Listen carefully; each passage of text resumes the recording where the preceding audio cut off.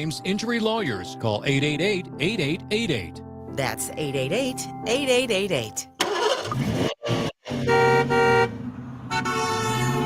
Traffic. The city streets here in Wichita and the highways in the area looking better this morning, but you still might find the occasional slick spot out there. Just be careful this morning. We also have a stalled out vehicle. This is on the northbound I-135 ramp to Kellogg. Watch for a slowdown there. Traffic update from 98.7 and 1330 KNSS. I'm Jed Chambers. Weather. Snow is finally wrapped up. Partly cloudy skies today. 14 degrees for the high, though, and dangerously cold this morning. So that bitter cold going to stick around through our Thursday. Winds are going to be light, though, only reaching 5 to 15 miles an hour. With your Storm Track 3 forecast, I'm meteorologist Ron Williams. Kansas Fan Headquarters, 97.5 and 1240 KFH Wichita, KNSS HD2 Clearwater, and Odyssey Sports Station. Hey Wichita, it's Jacob Albrock. Stay right there for the latest breaking in sports talk. It's Sports Daily, coming up next exclusively on 97.5 and 1240 KFH. I'm Cameron Wolf with NFL Network Now on the Westwood One Radio Network. The Eagles promoted passing game coordinator Kevin Patullo to offensive coordinator, replacing Kellen Moore, who left to become the Saints head coach. And the NFL has announced the projected salary cap for the 2025 season, which is expected to range from $277.5 million to $281.5 million. The cap has increased by more than $53 million in the last 2 years. Chris Godwin and the Bucs have agreed to adjust his current contract, giving both sides more time to negotiate a new deal ahead of the March 12th deadline. If no new deal is reached by that date, Godwin would become an unrestricted free agent. And the NFL is headed back to Brazil in 2025, announcing the LA Chargers will be the designated team to play week 1 of the regular season in Sao Paulo. This has been NFL Network Now on the Westwood One Radio Network.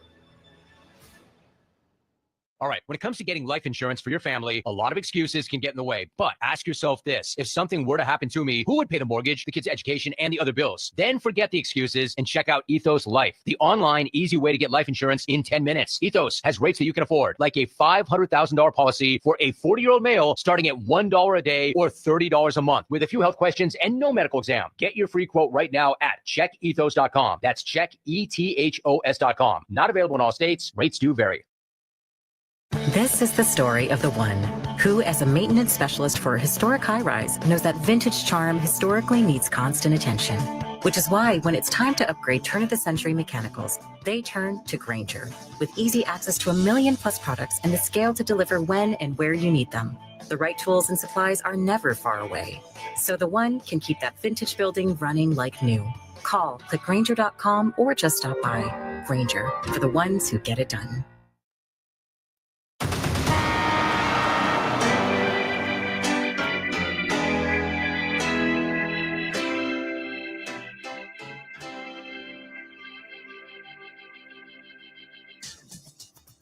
Now, from Wichita's most listened to sports radio, 97.5 and 1240 KFH. This is Sports Daily with Jacob Albrock and Tommy Kester. Happy Thursday to you, everybody. It is Sports Daily. It is Albrock and Caster, Max Power producing, and we are ready to rock and roll on another basketball game day for the Shockers. A game that's sort of growing in intrigue and importance, at least for me. We'll get into all of that as we make our way through. We will get into the salary cap news. You heard our NFL update there, kind of given the lay of the land. This happened after we left the air yesterday. Another big cap increase. How does that impact everything, especially for the Chiefs? I think it might. So we'll get into that, what the latest is there, what we're hearing, what we're seeing, and what we can honestly just infer from doing a little math. So we'll have that for you. And there's a big hockey game tonight. We haven't really talked about this a lot, but how into this are we and should we be as it's sort of America on the center stage tonight on the ice? We'll get into all of that today. We're going to give away some prizes. We'll give away some HTO for you. We will give away 2 opportunities to win big prizes in a couple of national contests. So make sure you're staying tuned for your opportunities to learn about those, to win those. That's coming for you today. Our K-State Insider Tim Fitzgerald comes up in the next hour to talk a little Cats basketball. Tommy, good morning. How are you? Man, just when we thought that it couldn't get any colder outside, it gets colder. It did. It's wild. When you've got your air temperature at like -10 and it feels like -25 out there, it's going to make Monday and Tuesday and next week feel that much better when it gets up into the 60s. I am tempted to play a little winter golf next week just to throw the middle finger to this cold weather to If try you and really figure out. wanted to throw the middle finger, you would go out and play golf today. No, I wouldn't. I wouldn't do that at all. But what's the threshold here? Like, what is the cold weather threshold? Like, at what point is it just cold and it doesn't even really matter anymore? And I know it matters for wind chill and hypothermia, and it's very dangerous, and that's all very real, by the way.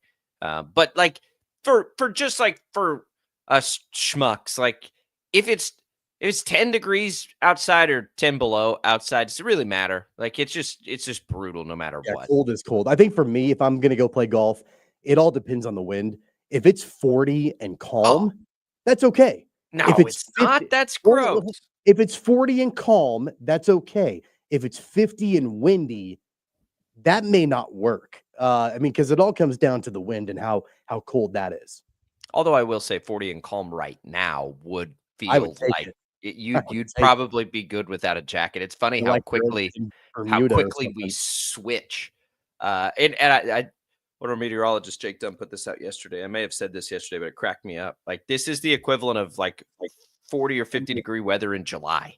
Like that's how far off the normal we are right now during the day. Like we're normally in the 50s at this point of the year, but like, this is just crazy. It's crazy. And it's not the first time this happened. I remember when we built our first store out west, the first HTO was around this time of year.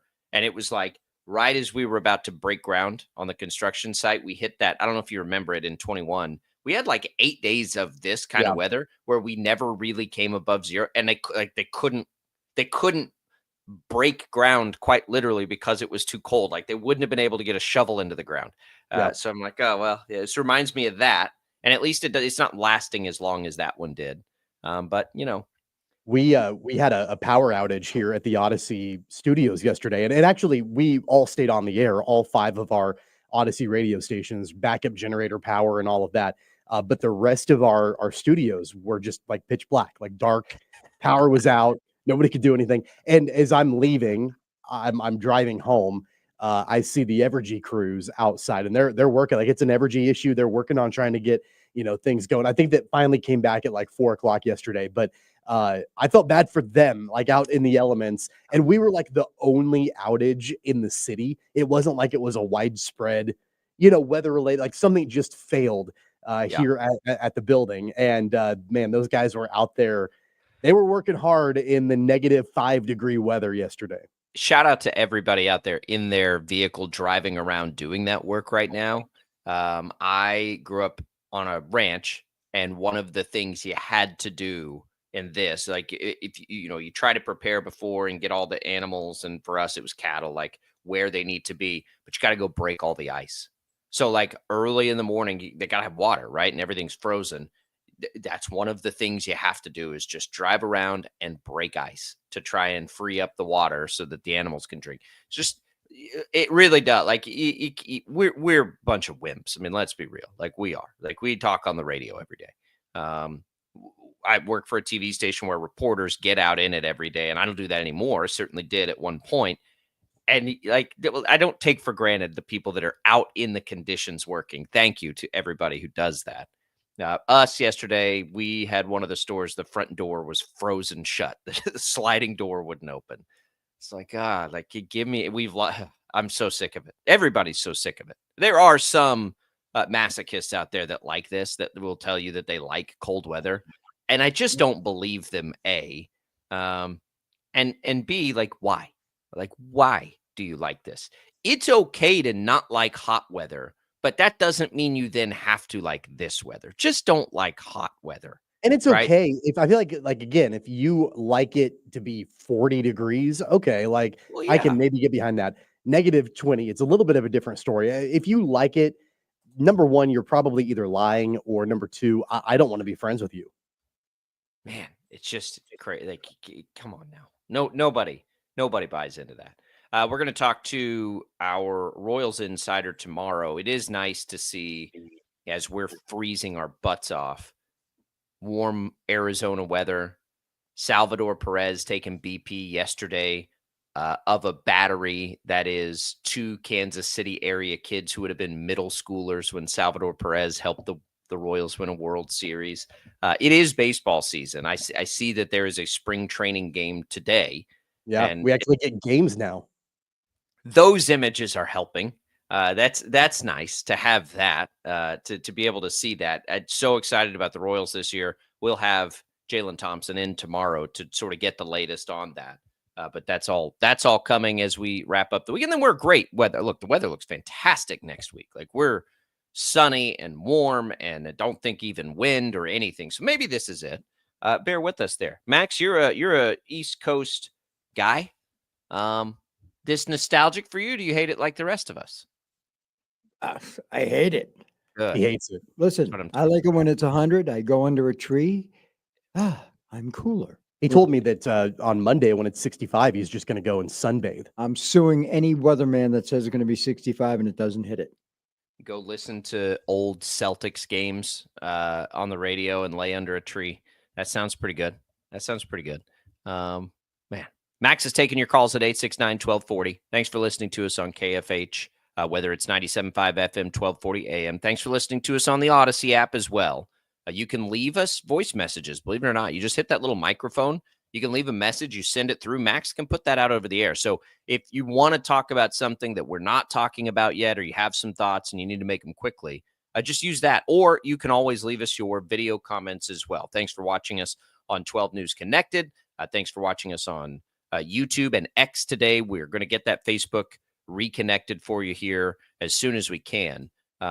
We will tell you that we are very happy on cold days to have Prairie Fire Coffee in the studios and to keep us warm. And we appreciate their support of the show. When we come back, let's talk a little college hoops. We got a few things, more settling in on the woes of KU, more on the Shockers' opportunity tonight. Again, we'll have Tim Fitzgerald in later. So we'll hit those two. We're going to talk about this hockey. We're going to talk about this salary cap and what it does to impact the Chiefs. That's all coming today on Sports Daily. It's Albrock. It's Caster. Don't go away. 97.5 and 1240 KFH. 66 counties, 4 regions, and 1 weather team that you can trust. Find Storm Team 12 every weekday at 5:30 on the KSCW. Whatever the weather and wherever you are, Storm Team 12 is zooming in, going zone by zone to give you a more in-depth look at the forecast and some science behind the storms so you know more. We're focusing on the forecast so you can focus on what's important to you. Storm Team 12 Weather Focus, 5:30 on the KSCW. The future of television has arrived. Next Gen TV is here with stunning video, movie theater quality sound, enhanced voice clarity, and interactive features, all upgradable for the future. Learn more at watchnextgentv.com. Sometimes people tell us, I don't get it, it's just tea. But let me tell you, we are so much more than just tea. With 20 plus flavors of sweet and unsweet iced tea, the possibilities are endless. Come on in and try them all for free to find your favorite or get us on the go for your busy lifestyle. And don't miss happy hour every day. So the next time someone tells you it's just tea, tell them to come by and find out why we say drink tea, be happy. It's the canvas of our imagination. They tell a story. Clouds affect the events of your day. Sometimes they growl, sometimes they inspire, but they're always the messengers of nature's mood, written in the sky. Storm Team 12 understands the language of clouds. We're dedicated to decoding their message so you know what to expect. Behind every cloud, there is a story waiting to be told. Trust Ross Jansen and Storm Team 12, alerting you first to the impact on your life. When you need help, remember, you're not alone. We are here. We are neighbors. We are together. We are Kansas.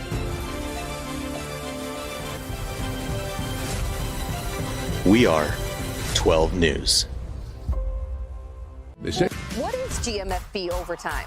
It's Peter, Jamie, Kyle, and Akbar breaking down the NFL 5 days a week. It's okay to be excited. It's this, that, and a whole lot of...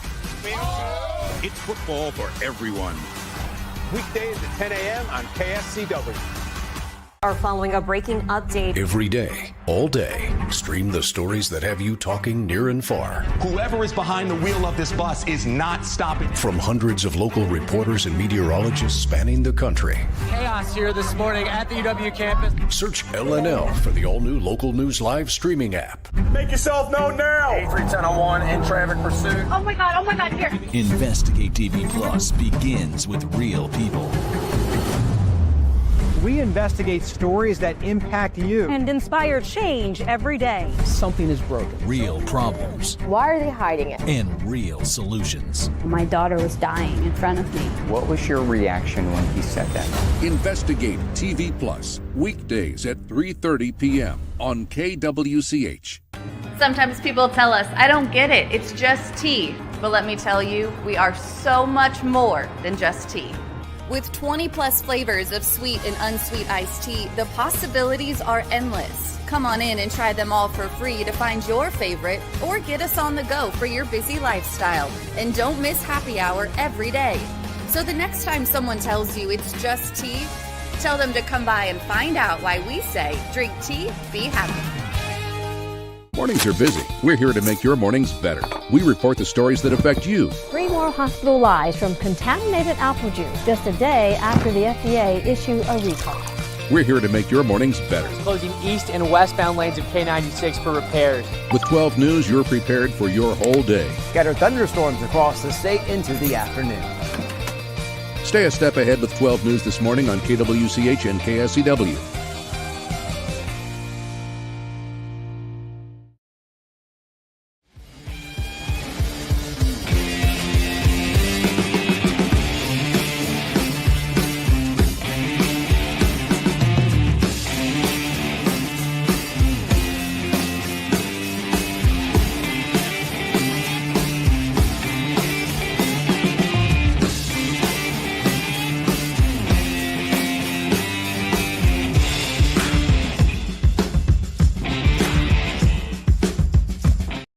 I haven't got all day. 869-1240. Time to get busy. This is Sports Daily on KFH. All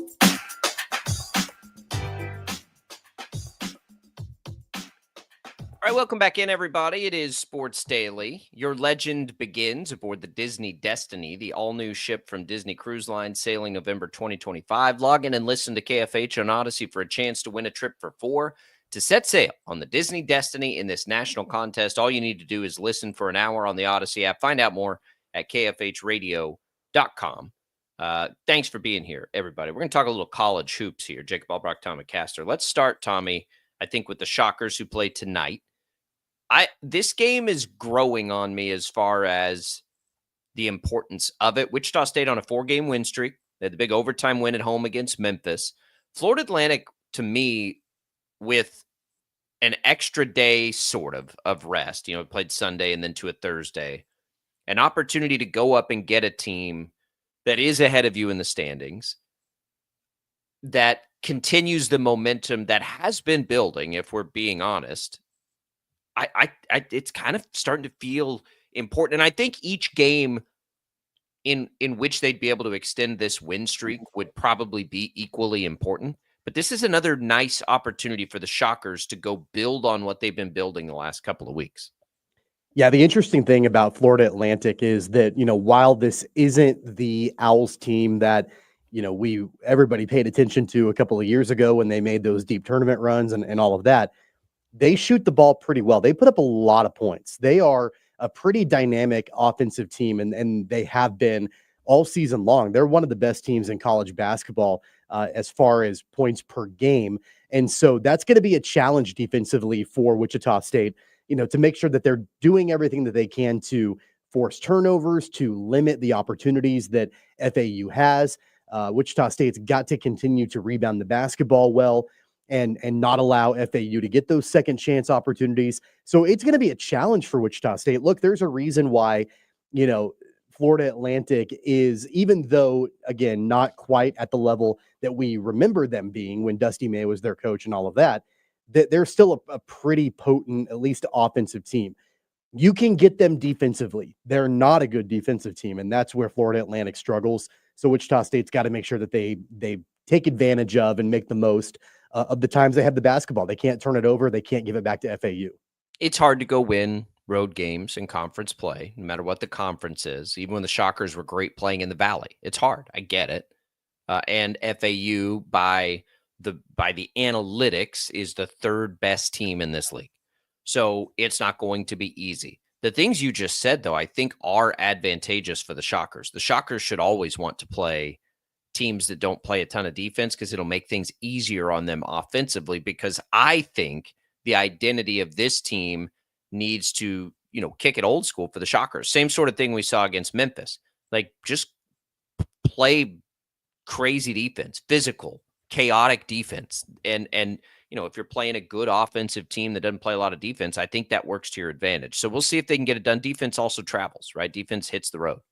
Yeah. And I also wonder, by the way, too, and we haven't really spent a whole lot of time talking about this, but, in the middle of all of this, sort of resurgence from Wichita State and the win streak and all of that, they've had Justin Hill on the bench. I mean, he's been injured. He hasn't played, and that hasn't really been a topic of conversation, at least with us, a whole lot about how, right when he goes down with an injury, the Shockers rattle off 4 straight. And so I don't know what his status is for tonight. I don't know long-term what that looks like for Wichita State, but I have to wonder, like, is there a correlation there? Is there a correlation that, him being injured and not playing, all of a sudden Wichita State's won 4 in a row? It's an interesting idea because early in the year, had you said that, it'd have been like, you're crazy for saying that, right? Because he looked like such an offensive weapon. Yeah, that's interesting. I think it allows them perhaps to get into this style they like a little bit better. The last game Hill played was against North Texas, which is the last game that they lost. He was fine in that game. So I don't know what it does. I don't know the answer to that. That's a good question because I don't know what his presence does defensively. I don't know that. It could potentially go either way. Like when he returns to the lineup again, I don't know if that's tonight or in the future. Does that make this team that's already playing well better? Or is there another correlation there where I don't want to suggest that him not playing has made them better, but I don't know. That's a really interesting development that they've had this winning streak with him not being able to play. I think the first thing you said is more likely to be true. I think when you're playing well and a guy like that comes back, he adds to whatever it is. And I say that again, not knowing anything other than what we see on the floor, right? Like I don't know the dynamic of that locker room very well. I'm not talking to them before and after games like I used to. But I would say that getting a player of his offensive capabilities back, no matter what it looks like, even if it's to a lesser role, I mean, it can't be a bad thing for the team, I don't think. His minutes probably aren't what they once were. But when we look at a game, and again, Bijan Cortez deserves all the credit in the world for the way he played against Memphis. But I think based on what we've seen over 2 years, it's a dangerous proposition to want to play Bijan Cortez 30-plus minutes every game that they play. So I think things like that. I don't think that's a recipe for long-term success. So if maybe he finds something and he can, but then Justin Hill also helps there in a game where Xavier Bell gets him foul. That kind of thing. I think it's hard for me to imagine a player of his ability, Hills, doesn't help this team somehow. Now, is it also possible that through his absence they've figured something out because they've had to? Sure, it is. And now maybe you get the best of both worlds. I will say this, and we've said it a million times this year with this team. I don't recall a time where I've ever, like right now when we're talking, like Kansas's low point and this may be the low point of the Bill Self era, by the way, which we'll talk about in just a second. There is an absolute and has been energy, effort, all that stuff's getting questioned. Even when the Shockers struggled through the first part of conference play, I never got that vibe from them. Now, did they make a lot of mistakes? Yes, absolutely. But as far as like the want to, never seemed like it was waning for me. Even Kansas State early in the year had that problem, right? I haven't ever gotten that vibe from Wichita State. So I don't know that they struggle through any of that stuff. I think they're pretty good in that area. They're just now learning how to fit all these pieces together. I mean, that is a compliment and a testament to Paul Mills, right? Because I think that it would be really, really, really easy when you start off conference play 1-7, when you lose to UMKC, when you are struggling to beat a team like Friends on your home court, when you are getting blown out by Florida by 40 some points early in the season, it would be really easy to just completely lose faith and lose hope and all of that. And the fact that they've been able to now rattle off these wins and in essence turn their season around, maybe not to the level that everybody expected or wanted them to. But I mean, keep in mind, they're 5-7 in conference play. They're 15-10 overall. They have basically pulled themselves up by their bootstraps when the season was sort of at the brink a little bit. And, I think everybody was basically leaving them for dead. And I think that's a testament to, the way that he's been able to keep this team together. You contrast that with where Kansas is right now. And I don't think there's a whole lot of optimism that they've got the makeup to be able to pull themselves up by the bootstraps. Like that's just doesn't really seem like it's in their makeup, where we've seen that from actually both Wichita State and Kansas State this season, pulling themselves up by their bootstraps and turning things around. And that also, to that point, and we can use that as a transition, and I agree, all the credit in the world to the coaches at Wichita State, because there's a lot of noise there this year that they have seemed to work through, which I love. It should serve as a reminder, and what Kansas State went through early in the year should serve as a reminder, as we'll just transition into KU, that there is still a lot of basketball this season. Right? Like if you're a Kansas fan right now, and I do, by the way, for the record, and maybe we start here, I think this is rock bottom of the Bill Self era. Now, when I say that, I am not saying that a loss to BYU on the road in February is worse than an early exit game of an NCAA tournament. No, that's not what I'm trying to say. What I'm saying is the point of and this is a compliment to Bill Self, but this probably is the low point when you factor in the way last year felt into this year, the expectations, where they are, the effort at which they're playing. This is probably the lowest point we've seen a Bill Self program in 25 years, which is remarkable, by the way. The great thing about what Kansas has been able to do is the height of their floor. There's nothing else like it. There isn't. I told people in the Big 12, I used to tell people all the time, that Big 12 streak was one of the craziest things I'd ever seen in sports. In college athletics, where there is roster turnover as much as there is, to have won all those Big 12 titles in a row was one of the craziest things I've ever seen in sports. But they just don't ever have to deal with the things literally every other program in the country deals with, which is stuff like this year. Real people stuff, right? Like this locker room emotionally and everything, like it's not working and they're having to deal. They never have to deal with that kind of stuff. That's what's made it so incredible. And when I say things like KU fans are spoiled, that's what I mean. Like you never have to go through this stuff that everybody else has to go through all the time.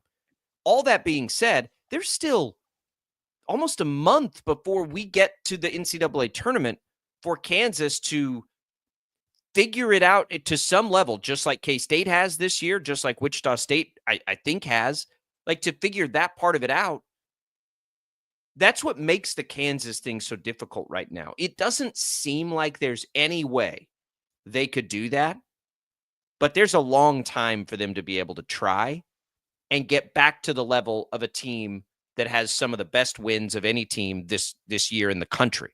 Wins over Duke and Michigan State on neutral, those kinds of wins. I may actually be a little bit more pessimistic than most. And I feel badly about that because, again, Bill Self is one of the greatest coaches to ever do it. And I'm doubting his ability to rally the troops. I'm doubting the ability of these players to be able to rally themselves, for the pride of what's on the front of their jersey, all of that. And the reason I think why I'm pessimistic is because Bill Self himself sounds pretty pessimistic. I mean, saying things like they need to get away from each other and saying things. I mean, I think the most shocking thing about all of this, well, I don't know if it's the most shocking thing. There are a lot of shocking things about all of this, but one of them is that prior to the Utah game, Bill Self said that he was tired of talking about it. And he told his team, I'm tired of talking about it. We've talked about it to death. Now we need to go out and do it. Like, go out and do it. Go out and make it happen. And they went 0-2 on that road trip. They didn't go out and do it. And he challenged his team prior to the BYU game. The time for talking is done. The time for action is now. We have strategized. We have plotted. We have tried to figure out a way to come back from this. The time for talking is done. The time for action is now. And they immediately go out and lose by 34 points. Right. And, so like that, I think that's the most, for me at least, the reason why I'm probably most pessimistic right now is just because even in the midst of these challenges, when it's like, man, we've got nothing else to do but just go out there and try to turn it around. And then they just get blown out by 34 and they look like they don't care. I think that sound, if you actually listen to it versus reading it is a little bit deceptive. He didn't seem like exasperated or anything to me. He was like, there's nothing else we're going to be able to say. Like, and the point of it was like, at some point we got to, and before he said, we got to get away from each other. And that whole part of it, which was the very last thing he said after the game, he said, there are points in a season where things happen that bring you together. Like the teams do this a lot. Like you have those moments where you can galvanize based on all the noise outside. So like all the things we're talking about and everybody else is talking about, a lot of times that will make a team come together. And his point then was, we got to get away from each other. And at some point look in the mirror and say, whatever that is, we got to just go do it.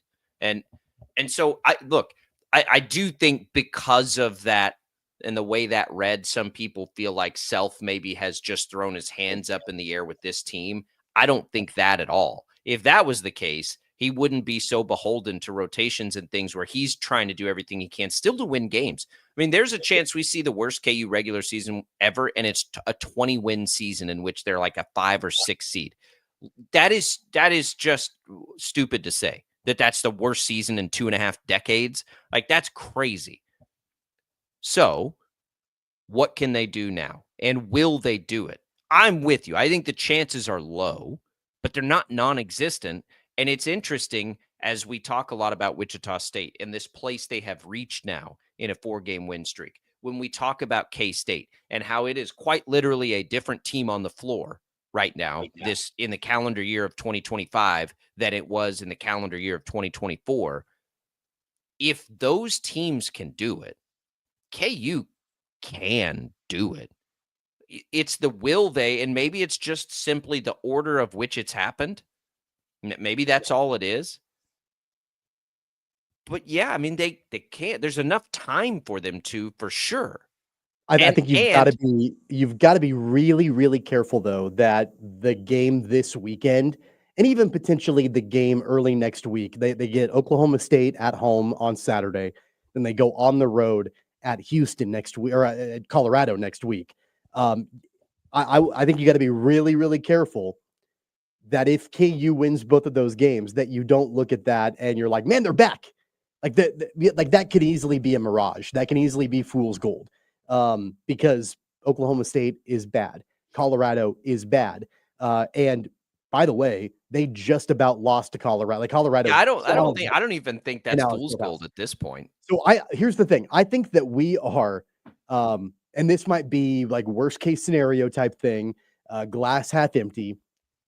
I think KU is on a collision course to entering the NCAA tournament with a 19-14 record. I think we're on a collision course to that. And maybe even an and a 7 seed.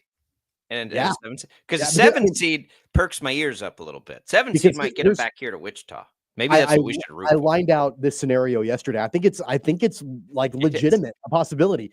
They win this weekend at home against Oklahoma State. They could lose on the road in Boulder in Colorado early next week. I don't think they will, but they could. But then you've got 3 ranked teams to end the regular season in Houston, Texas Tech, and Arizona. Like those 3, like they could lose all 3 of those. They could get bounced in the opening round of the Big 12 tournament. And then at that point, you're looking at, an 18 or 19 win team getting into the NCAA tournament. I just want to prepare everybody for that because I think we're on a collision course for that to happen. I think what we've seen recently would tell you that's almost likely. Now, do I think that's going to happen? I don't. I think they'll get to 20. It's a tricky one. It really is a tricky one because it appears the effort is not there, and I don't ever know what to do with that. Like, I think that's difficult to try to, when we're trying to predict things. I think that's the part that gets the most unpredictable. Like, we can predict that KU's not a great offensive team, can be an elite defensive team, and we can predict those things. What we can't predict is if guys care enough. I don't know how you do. But we've got some time before the weekend. We'll continue to dig into it. We'll talk K-State hoops as well in the next hour. When we come back, what does this new salary cap news mean to the Chiefs? That's next on Sports Daily.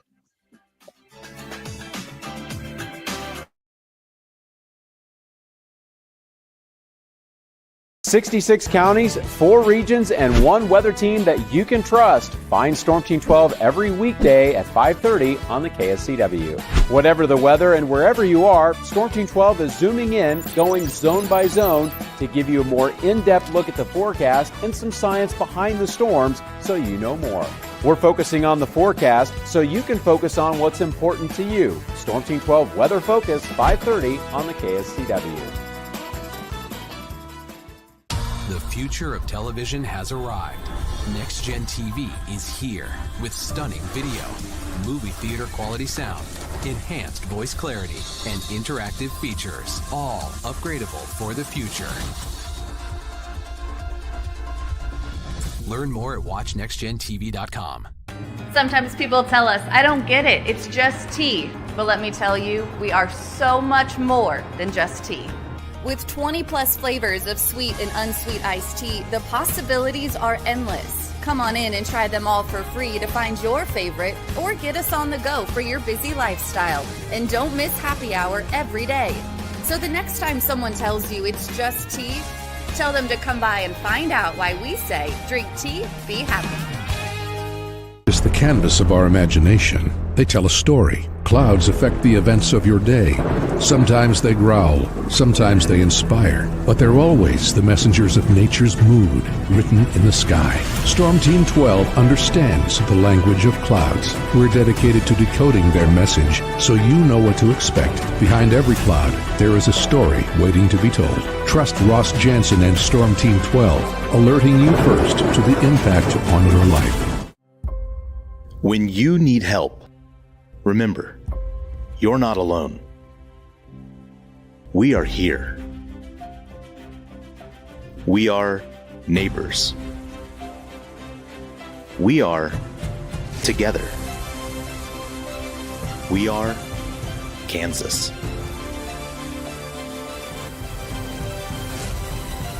We are 12 News.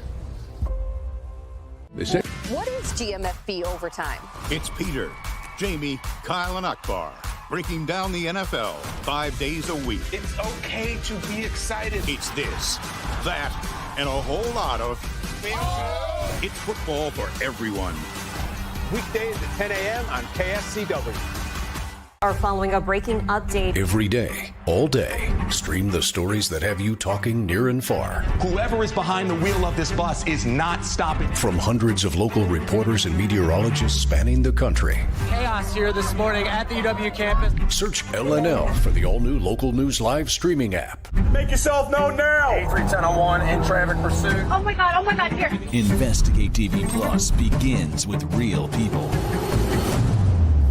We investigate stories that impact you and inspire change every day. Something is broken. Real problems. Why are they hiding it? And real solutions. My daughter was dying in front of me. What was your reaction when he said that? Investigate TV Plus, weekdays at 3:30 p.m. on KWCH. Sometimes people tell us, I don't get it, it's just tea. But let me tell you, we are so much more than just tea. With 20 plus flavors of sweet and unsweet iced tea, the possibilities are endless. Come on in and try them all for free to find your favorite or get us on the go for your busy lifestyle. And don't miss happy hour every day. So the next time someone tells you it's just tea, tell them to come by and find out why we say drink tea, be happy. Mornings are busy. We're here to make your mornings better. We report the stories that affect you. 3 more hospital lies from contaminated apple juice just a day after the FDA issue a recall. We're here to make your mornings better. Closing east and westbound lanes of K96 for repairs. With 12 News, you're prepared for your whole day. Scattered thunderstorms across the state into the afternoon. Stay a step ahead with 12 News this morning on KWCH and KSCW.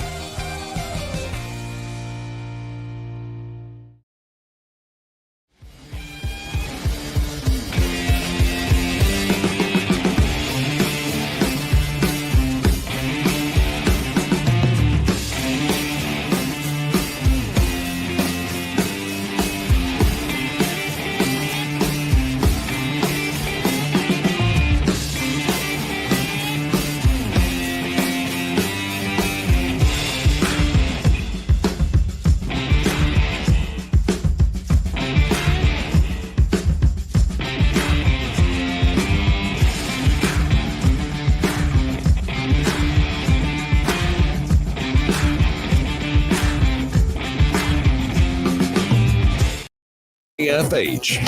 All right, welcome back, everybody. Thanks to Crestview Country Club for being a great supporter of the program. We talked about maybe getting out and playing a little golf next week. That's always an option. 36 holes out there at Crestview. You might find Tommy or I out there from time to time. You've also got the simulators if you want to go when it's cold. You can do that as well. They've got the 2 TrackMan simulators. Golf fans always can find what they need at Crestview.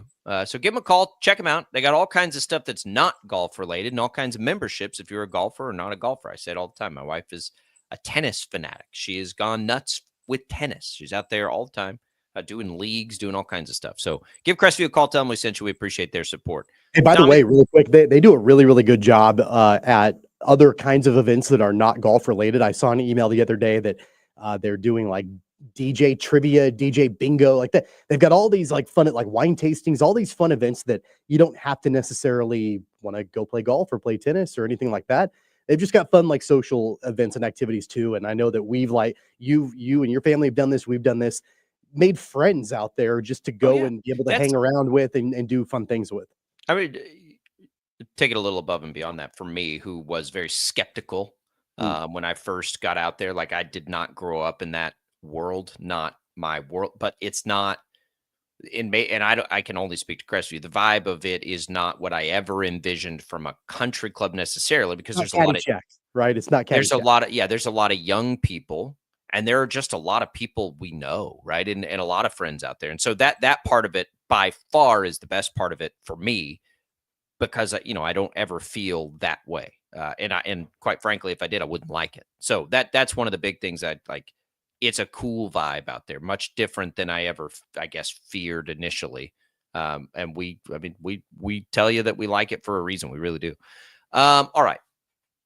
Salary cap goes up a $22 to $26 million, another huge jump. For the Chiefs, I think this makes a difference for sure. I think it may help them keep one more free agent. I don't know how it wouldn't. They're not going to not spend their money. I don't think they're in a good position to not spend their money. So they're going to spend it, and maybe it helps them keep a free agent they didn't think they were going to be able to. So I think this is great news if you're a Chiefs fan. Does it help them go sign Ronnie Stanley? Maybe. I mean, it also could help you there, right? I think it's more likely, Tommy, to help them keep somebody they already have that may have been gone. But I also think there is a chance with a little restructuring and things, it could be the thing that allows them to go and get their big time free agent left tackle if that's what they decide they want to do. So not bad news that the cap's going up. Thanks Taylor Swift. That's the joke that's been out there, which is pretty funny. But yeah, it's up for a second straight year. Yeah, I mean, it's kind of a rinse and repeat, for not even just necessarily the increase of the salary cap, but rinse and repeat in the offseason where Kansas City is going to approach different players, and it's usually Patrick Mahomes, to restructure his contract. And I would imagine that will happen again, to an extent. Like a lot of times that happens with guys like Mahomes and Jones and Kelsey and, that sort of thing, because they do have needs. They do have goals in this offseason. And with the salary cap going up, that does help their flexibility a little bit. They're going to need some additional help from other players to be able to get done what I think Brett Veach wants to get done this offseason. So it gets interesting with it. Like if we looked at the Chiefs free agents and I gave you two options, would you rather see them use that money? Let's say they could use it to go get Ronnie Stanley, or would you rather see them use that money? And I'm going to take Trey Smith out of this because I think his is still probably too hard to figure out. So we'll do it this way. You can either use that money to go get Ronnie Stanley, or you can use that money to go re-sign 4 or 5 of the group of, Justin Reed, Nick Bolton, DeAndre Hopkins, Hollywood Brown, Charles Omenihu. You can throw Kareem Hunt in there if you want to. That group of people, which way do you think would be more beneficial? The collection to bring a lot of it back, or to go try and throw it all at solving left tackle? I would like to see them go all in to solve left tackle permanently. You mentioned Ronnie Stanley. I would love to have Ronnie Stanley be the starting left tackle for the Chiefs. I don't think it's going to happen. The projections right now, and this came out a couple of days ago, that it's from the site, the 33rd Team, and they project contracts and project, free agency type deals. They're projecting that Ronnie Stanley will receive a 2-year, $42 million mega contract in free agency. They'd be there. I get it, but I don't think that's going to be the path that Brett Veach is going to go. I would love to see that happen. I don't think that's going to be the path he's going to go. If they can get Ronnie Stanley on a 2-year deal for $20 million a year, I mean, where else would he rather go play? And why would Baltimore not? I mean, I'd be concerned that Baltimore wouldn't be willing to do that deal, quite frankly. And here's always the hard part with offensive linemen for me. Most of the time, I don't know enough about these players. I have not paid particularly close attention to Ronnie Stanley, right? I know them when they play for the teams I watch a lot of, right? Like I know the Chiefs had a real problem at left tackle last year because we watched all their games. I wasn't watching Ronnie Stanley when I watched the Ravens, right? So I assume he's where everybody says he is, and he certainly would be better than what they've had. But on a 2-year deal, I would be fine backing the Brinks truck up and taking that swing because he's going to be better than what they've had, no matter how good he is or bad. He would be, at worst case, probably similar to the Orlando Brown situation where he's good, he's fine, he's not the best, but he's fine. And fine right now is a large step ahead of where they've been. Well, I mean, Ronnie Stanley is the best available, so I think that's what I'm saying. Above fine. Well, but don't. It's not a knock on Ronnie Stanley. I'm saying, like, what's the floor of making that kind of a big financial commitment? I think fine is the floor, right? Yeah. With the ceiling certainly being much higher than that. Yeah, and look, like I said, I would love to see them go all in on left tackle. I don't know. I'm not yet convinced that that's the direction that they're going to go from a salary perspective. I just have a hard time thinking that Brett Veach will do that. Now, maybe I'll be wrong because, again, remember, he did go after Orlando Brown and basically paid him, to come in and do that. So he could do that again with Ronnie Stanley. That would definitely be, I think, a safer signing than the Orlando Brown signing was at the time. It goes back to the conversation yesterday. They could also use their assets to trade up in the draft and maybe take one of these highly touted rookie left tackles. But again, like from my perspective, I said this yesterday, if they do that, if they go that path, they've got to be, I think, 15 or higher in the draft to be able to get somebody that can be a difference maker at left tackle right away. It's got to be one or the other. It's either they trade up higher into the first round and get their blue chip left tackle of the future, or they go ahead and spend the money to get an established left tackle. So here's the problem with that. You can't, unfortunately, wait and hope that you can, because let's say you trade up to 15. Yeah.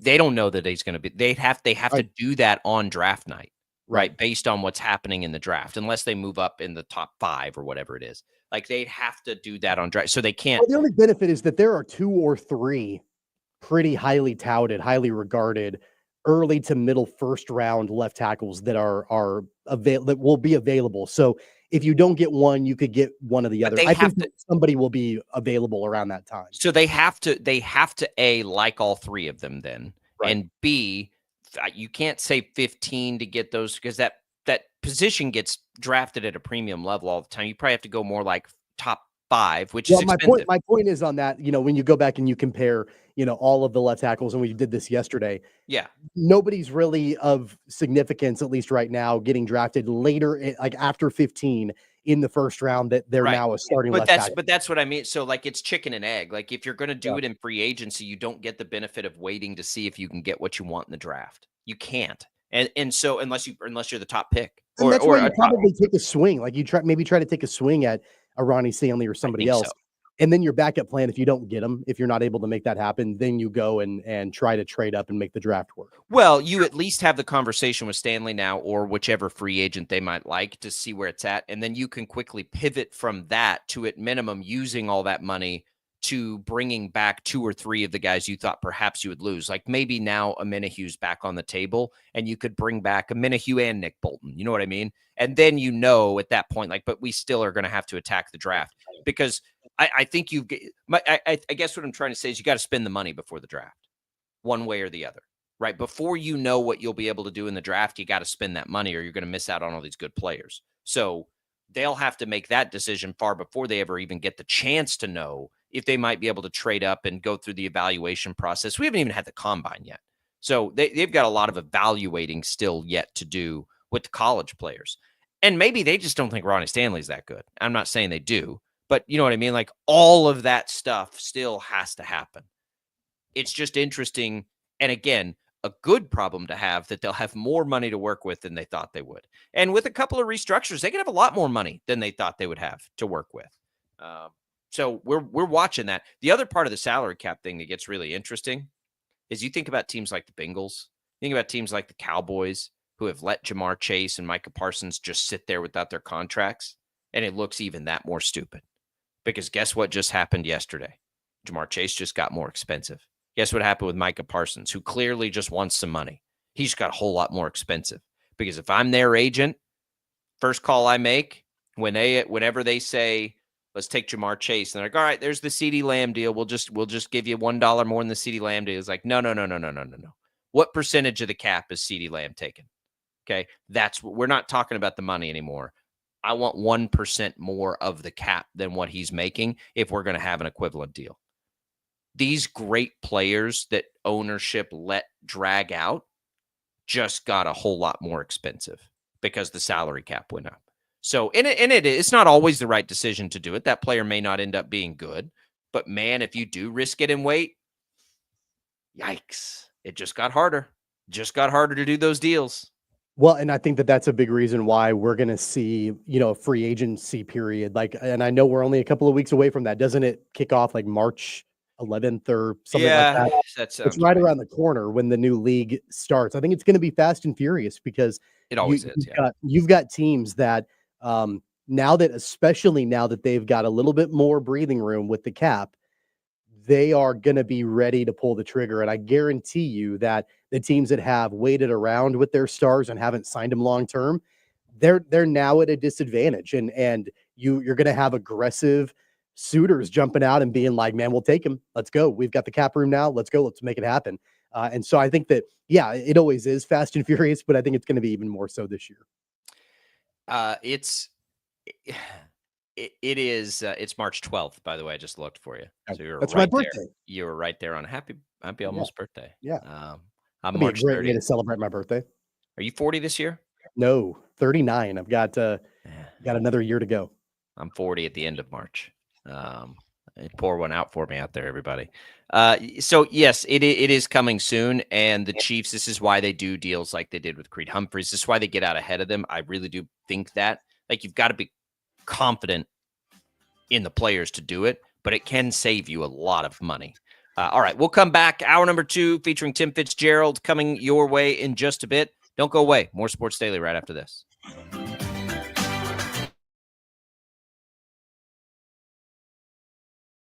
66 counties, 4 regions, and 1 weather team that you can trust. Find Storm Team 12 every weekday at 5:30 on the KSCW. Whatever the weather and wherever you are, Storm Team 12 is zooming in, going zone by zone to give you a more in-depth look at the forecast and some science behind the storms so you know more. We're focusing on the forecast so you can focus on what's important to you. Storm Team 12 Weather Focus, 5:30 on the KSCW. The future of television has arrived. Next Gen TV is here with stunning video, movie theater quality sound, enhanced voice clarity, and interactive features, all upgradable for the future. Learn more at watchnextgentv.com. Sometimes people tell us, I don't get it, it's just tea. But let me tell you, we are so much more than just tea. With 20 plus flavors of sweet and unsweet iced tea, the possibilities are endless. Come on in and try them all for free to find your favorite or get us on the go for your busy lifestyle. And don't miss happy hour every day. So the next time someone tells you it's just tea, tell them to come by and find out why we say drink tea, be happy. It's the canvas of our imagination. They tell a story. Clouds affect the events of your day.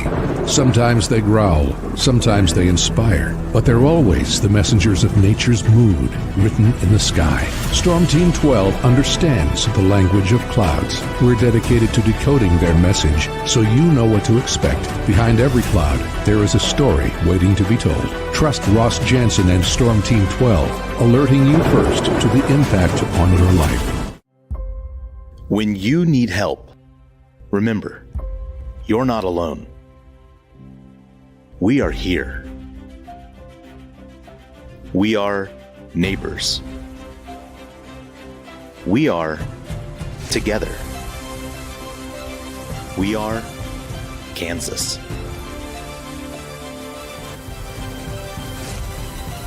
We are 12 News. They say, What is GMFB overtime? It's Peter, Jamie, Kyle, and Akbar breaking down the NFL 5 days a week. It's okay to be excited. It's this, that, and a whole lot of... It's football for everyone. Weekdays at 10 a.m. on KSCW.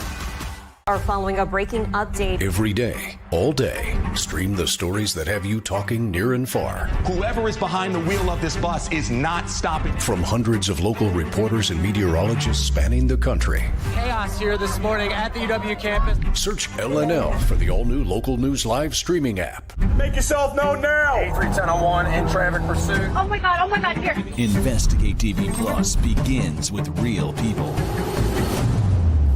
We investigate stories that impact you. And inspire change every day. Something is broken. Real problems Why are they hiding it? and real solutions. My daughter was dying in front of me. What was your reaction when he said that? Investigate TV Plus, weekdays at 3:30 p.m. on KWCH. Sometimes people tell us, I don't get it, it's just tea. But let me tell you, we are so much more than just tea. With 20 plus flavors of sweet and unsweet iced tea, the possibilities are endless. Come on in and try them all for free to find your favorite or get us on the go for your busy lifestyle. And don't miss happy hour every day. So the next time someone tells you it's just tea, tell them to come by and find out why we say drink tea, be happy. Mornings are busy. We're here to make your mornings better. We report the stories that affect you. 3 more hospitalized from contaminated apple juice just a day after the FDA issued a recall. We're here to make your mornings better. Closing east and westbound lanes of K96 for repairs. With 12 News, you're prepared for your whole day. Scattered thunderstorms across the state into the afternoon. Stay a step ahead with 12 News this morning on KWCH and KSCW.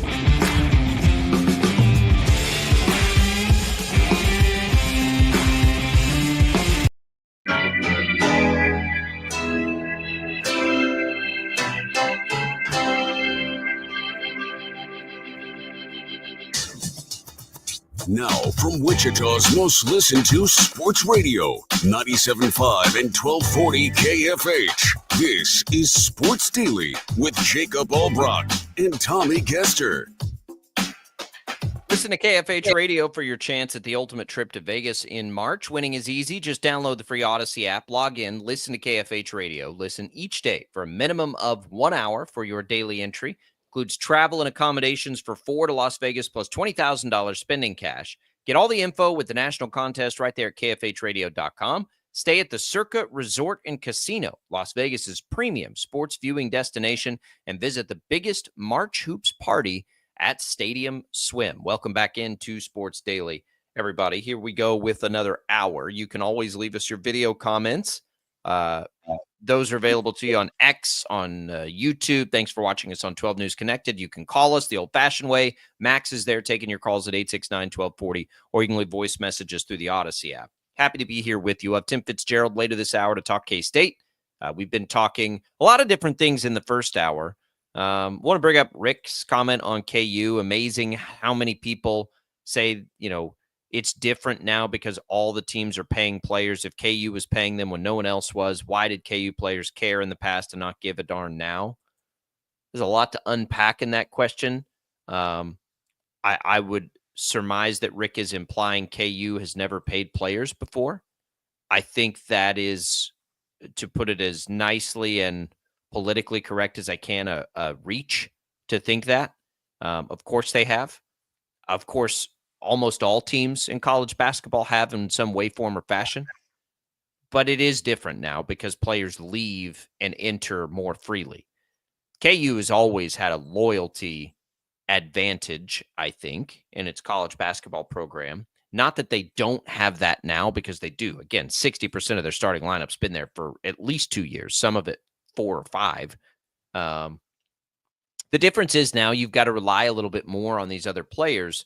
And even if you don't, you're going to have to in the short term if you're KU, because it's more difficult now to keep players there than it ever has been. It's more difficult now to talk a freshman or a sophomore who's not getting a ton of minutes into sticking around when they could go get a ton of minutes and some cash in their pocket somewhere else. And I say this all the time.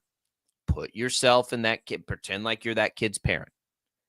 It would be a difficult decision to make, to tell your son or daughter or whomever, you know what? You should turn down that $500,000 that it'll take at minimum 10, 12 years of whatever field you decide to go into in life, most likely to make that kind of, you should turn that down, and the playing time that might get you the opportunity to go play in the NBA. You should turn that down and just stick around and be unhappy. That ship has sailed. And until we get players under contract that makes them have to do that, that's a difficult ask, I think. And it's easy to say that stuff matters, but to actually do it when there's nothing binding you to it is a pretty difficult reality if we're being honest about it. I think the good news in the context of KU is that I'm not sure there's going to be a whole lot of Bill Self asking and pleading for these players to come back and play again. The ones that not this year are eligible to come back and play. I don't think there's going to have to be that, hey, we'll pay you X amount of dollars to. I think it's probably going to be more like, hey, we might even pay you X amount of dollars to leave. Like maybe go somewhere else. Maybe. And I think that we'll see pretty much as much of a complete roster turnover as possible, I think, next season for the Jayhawks. And I know that, there have been a couple of guys that have committed. One of them is extremely highly regarded in Darren Peterson, one of the top recruits in the country. And so you're going to see pretty much a complete roster shakeup, I would imagine, for KU. So I don't think that that scenario that you just lined out there, that's not going to be the reality for the Jayhawks this offseason. No, it's not. Hopefully they at least keep Flory Badunga. And I hope some of the young players do come back that we just haven't really got a chance to see play yet, because players in Bill Self program do that all the time, where they come in and, as usually it's about their sophomore season where you're like, okay, that guy's got something. Like now we're cooking a little bit with this player. They didn't have a chance to play. But anyway, I just wanted to get to that. Your video comments always welcome. I want to touch quickly, Tommy, on the hockey. USA, Canada. How into this have you become?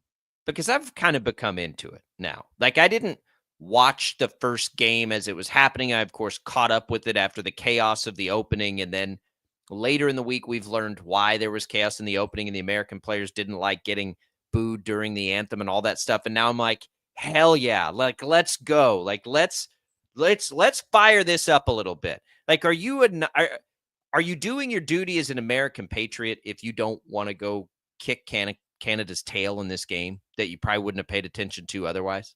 Yeah, I'm only paying attention to the pomp and circumstance surrounding it and all of the fights and the fact that the Canadian fans are booing during the American national anthem and all of that. That's about all I'm paying attention to. I'm not actually watching the games. I haven't watched a minute of it. But yeah, of course, I'm following the fact that you've got these American hockey players that they're like, we're going to go out there and it's an exhibition game, but we're going to just completely lay out Canada. For that reason, I've kept touch on, and touch on what's actually going on, but I haven't really been watching a whole lot of it. I love it. I love national competitions like this. I get fired up for them. I love the Olympics. I love the World Cup. I love the World Baseball Classic. I love all of it. Can't get enough of it. Am I mad at Canada for, making us out to be the heel, the bad guy? No, I totally get it. It's been a rough couple of months for Canada in the news. Like, I get it. I get why they'd boo it. But that doesn't mean I have to like it. And that doesn't mean I can't get fired up over it and want USA to get in there and do a little dirty work here tonight. So I think it's fun. I think it's awesome. And I think it's an interesting concept that could be, we get it in the World Baseball Classic, right? And we get it in like the Olympics and these things. But like, if you're the NBA and you're watching this, why don't you just make the All-Star game like USA versus international players and just totally feed into like why the US players are better and why international players think we're so, like, you could feed into that and have a lot of fun with it. And I wonder like what this will open the door to. Like, it's so funny too how this happens. I don't know that anybody would have really, outside of hockey fans, paid a whole lot of attention to this event. This, what do they call it? The four final, I don't even know what they call it. The four nations. The four nations. Nobody would have cared. And now everybody cares. Everybody cares about this. I'm telling you, even more than the struggles of KU or anything else, I don't think I've had more people send me funny videos, messages, whatever, than I have about this in the last 2 weeks. And I don't think it's particularly close. It has captured our attention. It has gone viral. It has done whatever that thing you want to talk about is, and I'm here for all of it. I love it. I think it's totally fun. Yeah, you've got, it was interesting to kind of compare and contrast over the weekend when you had the NBA All-Star game that was widely panned and widely criticized because there was no action. I mean, it's like the Pro Bowl. Like nobody did anything, and there was all of this crap that surrounded the actual game. You contrast that with this Four Nations deal, and you've got the USA and Canada brawling and battling in an exhibition game.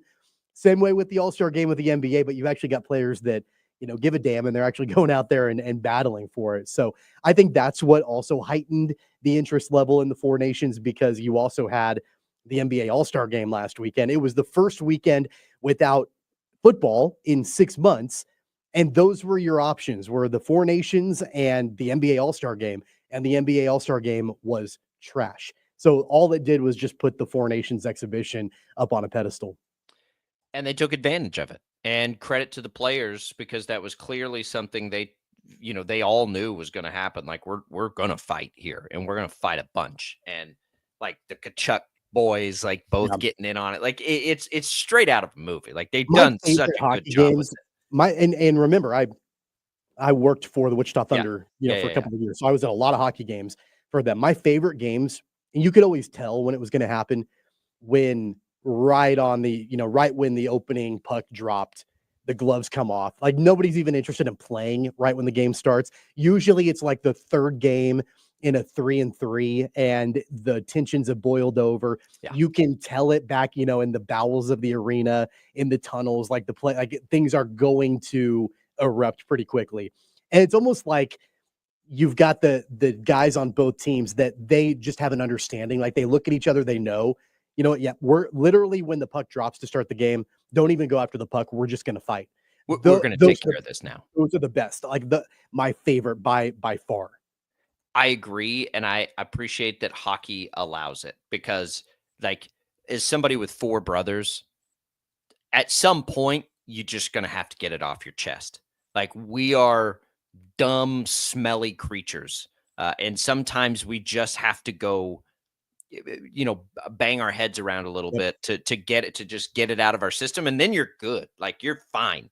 And my two boys are at the age now where, even the youngest is almost 2, and they like to wrestle. Like they'll just wrestle each other. And my wife is always trying to get in the middle of it. And I'm like, you got to just let them do it.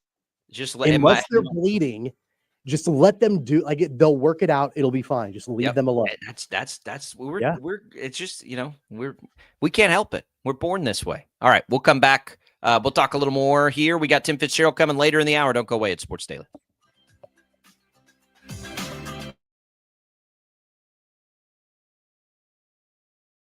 66 counties, 4 regions, and 1 weather team that you can trust. Find Storm Team 12 every weekday at 5:30 on the KSCW. Whatever the weather and wherever you are, Storm Team 12 is zooming in, going zone by zone to give you a more in-depth look at the forecast and some science behind the storms so you know more. We're focusing on the forecast so you can focus on what's important to you. Storm Team 12 Weather Focus, 5:30 on the KSCW. The future of television has arrived. Next Gen TV is here with stunning video, movie theater quality sound, enhanced voice clarity, and interactive features, all upgradable for the future. Learn more at watchnextgentv.com. Sometimes people tell us, I don't get it, it's just tea. But let me tell you, we are so much more than just tea. With 20 plus flavors of sweet and unsweet iced tea, the possibilities are endless. Come on in and try them all for free to find your favorite, or get us on the go for your busy lifestyle. And don't miss happy hour every day. So the next time someone tells you it's just tea, tell them to come by and find out why we say, drink tea, be happy. Is the canvas of our imagination. They tell a story. Clouds affect the events of your day.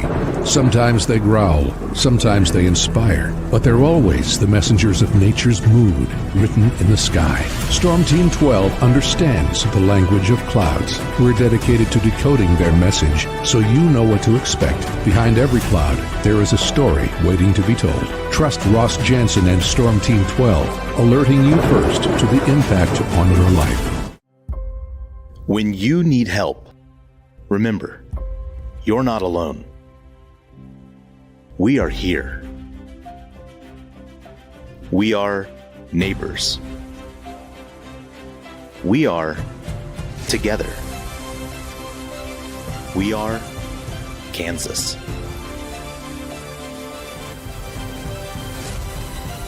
We are 12 News. They say, What is GMFB overtime? It's Peter, Jamie, Kyle, and Akbar breaking down the NFL 5 days a week. It's okay to be excited. It's this, that, and a whole lot of. It's football for everyone. Weekdays at 10 a.m. on KSCW. Are following a breaking update. every day, all day, stream the stories that have you talking near and far. Whoever is behind the wheel of this bus is not stopping. From hundreds of local reporters and meteorologists spanning the country. Chaos here this morning at the UW campus. Search LNL for the all-new Local News Live streaming app. Make yourself known now. 310-01 in traffic pursuit. Oh my God, here. Investigate TV Plus begins with real people. We investigate stories that impact you. And inspire change every day. Something is broken. Real problems Why are they hiding it? and real solutions. My daughter was dying in front of me. What was your reaction when he said that? Investigate TV Plus, weekdays at 3:30 p.m. on KWCH. Sometimes people tell us, I don't get it, it's just tea. But let me tell you, we are so much more than just tea. With 20 plus flavors of sweet and unsweet iced tea, the possibilities are endless. Come on in and try them all for free to find your favorite or get us on the go for your busy lifestyle. And don't miss happy hour every day. So the next time someone tells you it's just tea, tell them to come by and find out why we say drink tea, be happy. Mornings are busy. We're here to make your mornings better. We report the stories that affect you. 3 more hospital lies from contaminated apple juice just a day after the FDA issue a recall. We're here to make your mornings better. Closing east and westbound lanes of K96 for repairs. With 12 News, you're prepared for your whole day. Scattered thunderstorms across the state into the afternoon. Stay a step ahead with 12 News this morning on KWCH and KSCW.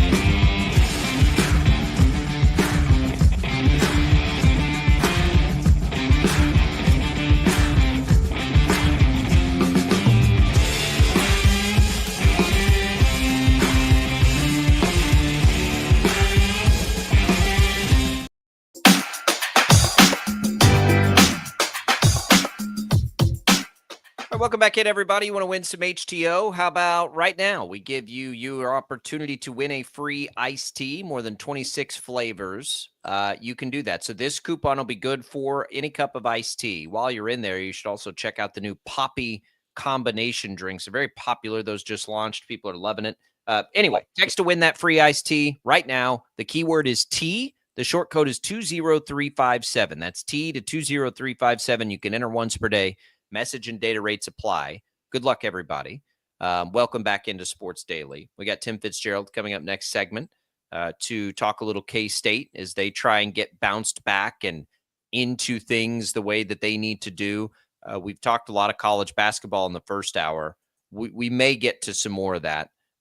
Free agency, Tommy, is coming in the NFL. We talk about it all the time as it pertains to the Chiefs.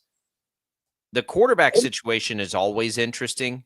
There are a lot of them, quite frankly, that will be needle movers. I've asked you this before. Like, is it more about the quarterbacks that are out there, do you think, or is it more about the teams that could use one of these? And we're talking, Aaron Rodgers, Derek Carr, Kirk Cousins potentially, Sam Darnold, like guys who've had success that could, like, is it more about which one of those guys, do you think, or is it more about the teams that might employ their services on a short-term basis that could really move the needle in the NFL next year? I think it's more about the teams than it is about the actual quarterbacks. I mean, it's not like you've got like really overly prime quarterbacks that are available on the market. And at the same time, you don't have an overly strong quarterback draft class this year either. So the market is the market. But I think things are inflated a little bit this offseason because it's not like you really have the pick of the litter. Like the best out of the bunch available is probably Aaron Rodgers. I guess maybe Sam Darnold is probably in the mix there a little bit too. I think it's a question. But it's not like it's an overly like exciting and like super deep free agent group or draft class. And so I think it lends more thought to the fact that this is more about the teams than it is about the actual quarterbacks. Yeah, I think I do too, but I do think there will be a sorting of things among that group of players. I think Kirk Cousins back in year 2 after an Achilles, which we know is a long recovery process, could be a factor. I think Sam Darnold, you'd have to say, has the most upside if he would be able to get close to replicating what he did for 90% of a season a year ago. Guys like Justin Fields re-enter the conversation. Like there's a lot of interesting stuff at that position, but it does feel, I agree with you. Like we thought when Aaron Rodgers did this the first time, it was like, he's going to go somewhere and be a difference maker. Now he wasn't, right? It didn't end up happening. Kirk Cousins is going to go somewhere and be a difference maker. Again, was not that, right? Sam Darnold was though. And Sam Darnold would have been so far down the list of players we would have thought would be able to do that. Like nobody would have gotten that right. Now, Matt Stafford, there are questions whether he'll be in LA. It's just an interesting quarterback offseason for different reasons. It doesn't feel like any of those guys are going to go in and make that kind of difference. But I think at least one of them will somewhere, just like Sam Darnold did a year ago. I still maintain, I think if there's it's the 49ers that are the interesting team to watch here. And I suppose the Steelers, to me, become the two most interesting because they're the two teams you feel like if they had a really good quarterback could potentially contend for a Super Bowl. Maybe the 49ers more than the Steelers just because of what's in the AFC to get there. But if I'm telling you like Aaron Rodgers to the Steelers, or let's say Sam Darnold comes in and plays at a level similar to what he played at for the Vikings, that could absolutely send the Steelers on a deep postseason run. So it's a lot of unknowns, but it's a lot of potential out there too. Do we really honestly think that Sam Darnold with the Steelers will take them further than Russell Wilson did? Hard to say because he's not going to have Justin Jefferson. But I will say he was definitively better than Russell Wilson last year. Yes, he was. But Russell Wilson was better than he was in the previous years. Russell Wilson wasn't bad. No, I agree. He was fine. And Darnold kind of showed his true colors towards the end of the season for the Vikings. I think that, like we talked about it before, like that hurt his free agency prospects a little bit, at least the amount of money he could potentially get, just because he didn't play well to end the season at all for the Vikings. I think it was Diana Rossini, who is with the Athletic now, who predicted or reported, and I'm taking this from the secondhand Rich Eisen sort of said, but I think the thought is that Sam Darnold's going to make a lot of money. So I think there's a market for what he could do. I don't know what I would do if I was Sam Darnold. I would, going somewhere on like a prove it 1 year, a big 1 year deal would be pretty appetizing. Or do you try to find the place that'll like guarantee you to be the guy for the next 3 or 4 years? That's an interesting conversation to have, because if Darnold ends up being willing to go do something for a year, I think there are going to be a lot of teams interested in him, a lot. And they would totally be willing to pay a lot on a 1 year basis for him just to try and extend it out. Like you're talking, the Jets would have interest, whether or not he would have interest back in them. The Steelers certainly would have interest at that point. I mean, there's a lot of teams that if I told you, and the Vikings, quite frankly, would probably be interested in that too. Like you can get Darnold for 1 year. It might take you, $50 million, but it's only for a year. I think there'd be a lot of teams that would be willing to do that. I think so too. But again, the market in general with Darnold and just all the other free agent quarterbacks, Darnold's got the benefit of it not being there. There's not a whole lot of like better competition vying for services out there, in the league. Like you've got a lot of teams that are quarterback needy. There aren't a ton of quarterbacks that I think the majority of teams are going to be like falling head over heels with. Maybe like a short-term little bridge gap type thing, but I don't think that, any team is going to look at a guy like Sam Darnold and be like, man, he is the solution to our long-term problems, but we don't have much of a choice. We need somebody. And so it's kind of like what he did with the Vikings a year ago. You sign him to a deal. You hope he can bridge that gap and, do what he did for the most part with Minnesota. Again, it didn't end very well for him with the Vikings. The last couple of games of the season were basically unmitigated disasters for Sam Darnold. So, he kind of like showed his true colors a little bit there. And we saw the Sam Darnold that we were used to over the course of his career. But there will be a team that will probably ignore that. And they will say, we don't really have a choice. We've got to go out and give him the money that probably overpay for him because there aren't a whole lot of better options out there. So would you rather have, let's just do it this way. Would you rather have Sam Darnold for $50 million, or would you rather have, who do we start with here? Or would you rather have Aaron Rodgers for $20 million? That's really difficult. Probably, gosh, I don't want to say Aaron Rodgers because, again, Aaron Rodgers is incredibly diminished. Yeah, probably the former. Okay. Would you rather have Darnold for 40 or Derek Carr for 15? Probably Derek Carr for 15. I don't think people realize the kind of start Derek Carr was off to and the kind of numbers he put up in 2 years in New Orleans. In 2023, Derek Carr threw for 3,800 yards, 25 touchdowns, and 8 interceptions. In 24, before he got hurt, and 68% of his passes were completed. In 24, same completion percentage. Before he got hurt, 2,100 yards, 15 touchdowns, and 5 interceptions with a quarterback rating over 100.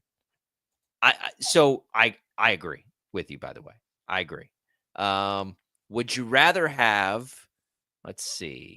would you rather have Sam Darnold for 40 or Russell Wilson for, let's call it 10? I hate this game. Why are you you should answer these questions. These too. are the questions. These are the questions I think teams are going to have to answer. Yeah. Like if you're the Steelers, I think you have to think about it this way. Because here's the common answer that is like first coming to mind with every single one of these that you're asking is neither. Like I don't really want to pick either one of them. I don't agree with that. I think we're talking on a 1 year basis. I think these are all intriguing options. If you're a good team, I'm not talking about if you're the Titans. But I don't think that any one of these options gets your team a championship. And so I think that that's where I'm like, man, I guess I'll pick one of them. Again, it's You're not still trying to win as many games as you can, though. You're right, but do we really think that any of these options that you're presenting will get any one of these teams over the hump to win a championship? Because I don't think so. The only team that, there are two, I guess, that I would say it would be the Vikings and the 49ers. I think the Steelers are a closely behind, maybe. I think those are probably the three teams that could with a good quarterback season have that sort of impact. Obviously I don't think Stafford's leaving the Rams. So I don't include him in any of this. But let me give you an even more complicated one.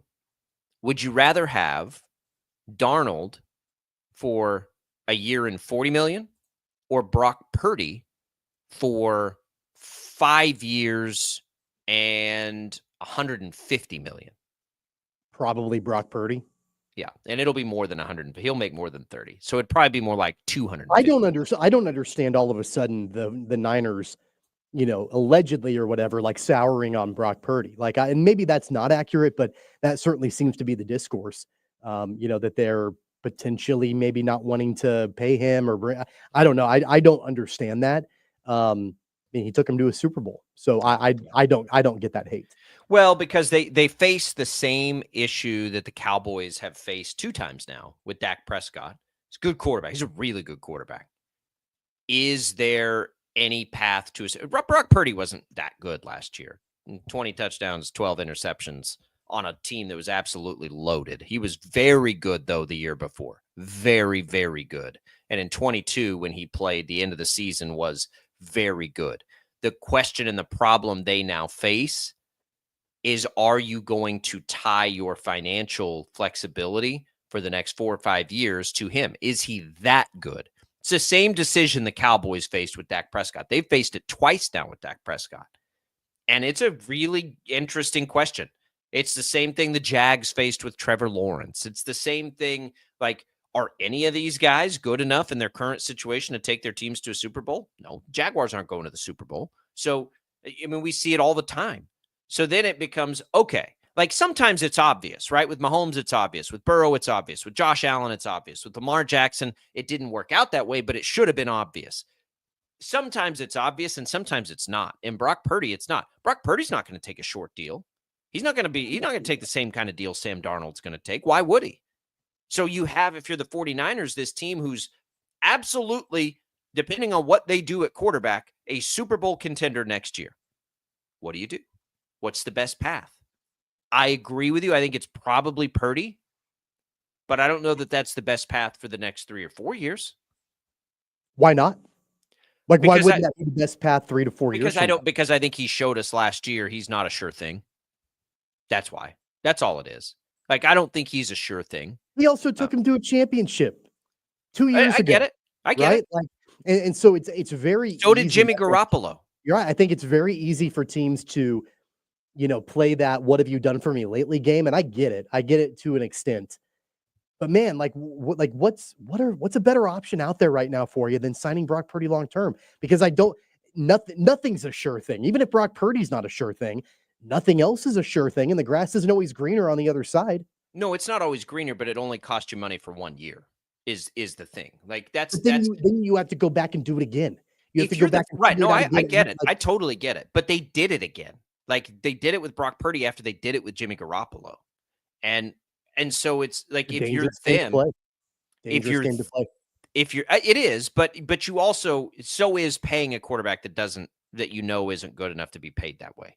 Would you look at what the Cowboys are going to deal with now with Dak Prescott after that second reach? We can't compare Brock Purdy to Dak Prescott because Brock Purdy took the Niners to a championship. You can compare what they meant to their team to what Dak was doing for the Cowboys early in his career. You absolutely can. The 49ers are a better team than the Cowboys were in those years, but Brock Purdy definitively is not better than what Dak Prescott was 4 years into his career. He's not. He's about the same, honestly. They're very similar. So, I think I would also do Purdy. If it was me, but I would hope like hell I could do it for not resetting the quarterback market, because that might be what he asks for. And I don't think I'd do that if I were the 49ers. I don't think I'm resetting the market with him, which may be what it takes. And so at that point, it's okay, if that's not going to, and this is back to the original point of this conversation, if that's not what we're going to do, then of all of these other guys we're talking about, which one's your favorite? And that's what I think is the fun game of this offseason. If it's not Purdy for that team especially, then which one do you want? And I don't know the answer to that. I don't know if I wouldn't take Carr on it. And I know people will want to jump through their screen and strangle me for saying that. But what he's done is not different than what Brock Purdy's done. They're similar. He can manage a great offense. And so I think it also depends upon what the short-term and long-term strategy is for that particular team. Are they okay with a 1-year Band-Aid because they've got a plan in the draft, or they can look in 2 years and see who the free agent quarterbacks are, and they feel like they've got the cap situation to go out and make a major run at whoever. I don't know who it is, but I think that plays a large part in it as well. Sure. If you feel like you've got a pretty a pretty secure and set long-term plan and you need a 1-year guy, and then you're going to go and reset everything, or maybe you feel like your window is closing. And that may be a little bit with the Niners. We know the injuries that those guys have faced that are the skill position guys, and Debo's probably out, and all these different things. Is their window closing? So is it time for a reset? And I do think that can be part of it too. Like, okay, we have 1 year left in this window, and then we're going to have to probably reset other places on the team too. And what we don't want to do is we don't want to be saddled with Brock Purdy while we're rebuilding everything else. We would just like to have a fresh restart entirely. Well, then, yeah, maybe at that point you walk away from Brock Purdy and you bring in somebody for a year, as long as you've got a pretty set plan on what you want to do in the long-term future.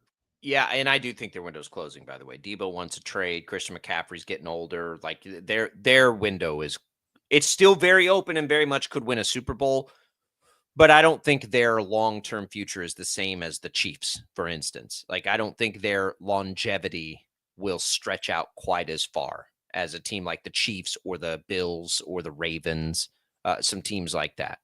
And largely it's because those teams all have quarterbacks that you're good with for a long time. And the Niners don't. I mean, maybe people are that good with Brock Purdy. I love Brock Purdy. I love his story. I love that he played at Iowa State. Love that he was the last pick. Not sure that I think he's that dude yet, but it's not my decision that I've got to make, thankfully. And if you're a fan of a team that doesn't have to make it, just be thankful, right? The greatest gift in sports is a good quarterback. I'm telling you, like, to not have to, like, the no doubt about it, quarterbacks are such a gift to a sports fan, because pretty much unequivocally the teams that struggle in this league don't have them, and the teams that are consistently good do have them. And sometimes, in the case of the Steelers, you get a team that's good despite it. And I just think this quarterback offseason, like them all, is going to be very, very fun. All right. We should have Tim Fitzgerald next. Talk a little K-State. Don't go away. More Sports Daily right after this.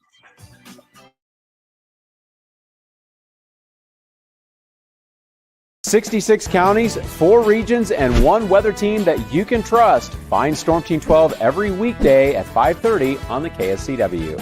Whatever the weather and wherever you are, Storm Team 12 is zooming in, going zone by zone to give you a more in-depth look at the forecast and some science behind the storms so you know more.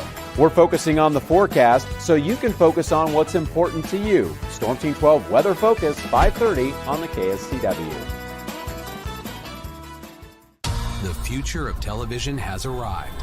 Next Gen TV is here with stunning video, movie theater quality sound, enhanced voice clarity, and interactive features, all upgradable for the future. Learn more at watchnextgentv.com. Sometimes people tell us, I don't get it, it's just tea. But let me tell you, we are so much more than just tea. With 20-plus flavors of sweet and unsweet iced tea, the possibilities are endless. Come on in and try them all for free to find your favorite, or get us on the go for your busy lifestyle. And don't miss happy hour every day. So the next time someone tells you it's just tea, tell them to come by and find out why we say, drink tea, be happy. It's the canvas of our imagination. They tell a story. Clouds affect the events of your day. Sometimes they growl, sometimes they inspire, but they're always the messengers of nature's mood written in the sky. Storm Team 12 understands the language of clouds. We're dedicated to decoding their message so you know what to expect. Behind every cloud, there is a story waiting to be told. Trust Ross Jansen and Storm Team 12, alerting you first to the impact on your life. When you need help, remember, you're not alone. We are here. We are neighbors. We are together. We are Kansas.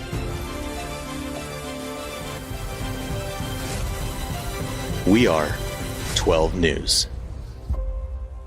They say, What is GMFB overtime? It's Peter, Jamie, Kyle, and Akbar breaking down the NFL 5 days a week. It's okay to be excited. It's this, that, and a whole lot of... It's football for everyone. Weekdays at 10 a.m. on KSCW. are following a breaking update. Every day, all day, stream the stories that have you talking near and far. Whoever is behind the wheel of this bus is not stopping. From hundreds of local reporters and meteorologists spanning the country. Chaos here this morning at the UW campus. Search LNL for the all-new Local News Live streaming app. Make yourself known now. 310-01 in traffic pursuit. Oh my God, here. Investigate TV Plus begins with real people.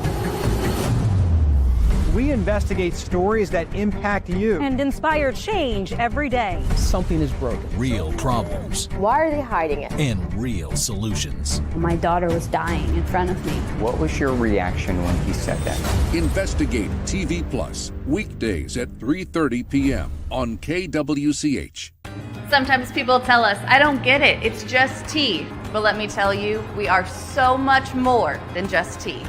With 20 plus flavors of sweet and unsweet iced tea, the possibilities are endless. Come on in and try them all for free to find your favorite or get us on the go for your busy lifestyle. And don't miss happy hour every day.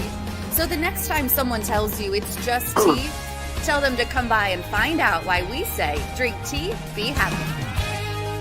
Mornings are busy. We're here to make your mornings better. We report the stories that affect you. 3 more hospital lies from contaminated apple juice just a day after the FDA issued a recall. We're here to make your mornings better. Closing east and westbound lanes of K96 for repairs. With 12 News, you're prepared for your whole day. Scattered thunderstorms across the state into the afternoon. Stay a step ahead with 12 News this morning on KWCH and KSCW.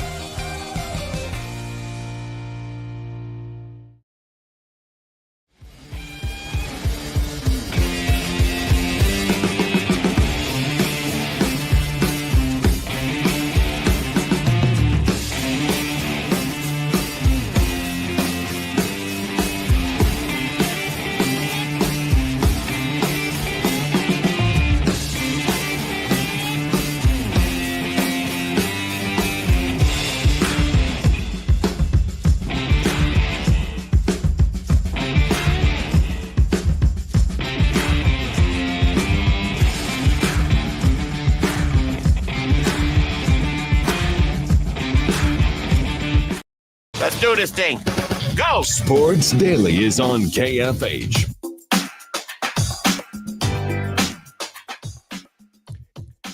All right, welcome back in, everybody. It is Sports Daily, and we are happy to be joined by Tim Fitzgerald, GoPowerCat.com, our KState Insider. Fitz, I propose we all go find a groundhog today and punt it. How's the weather up in Manhattan?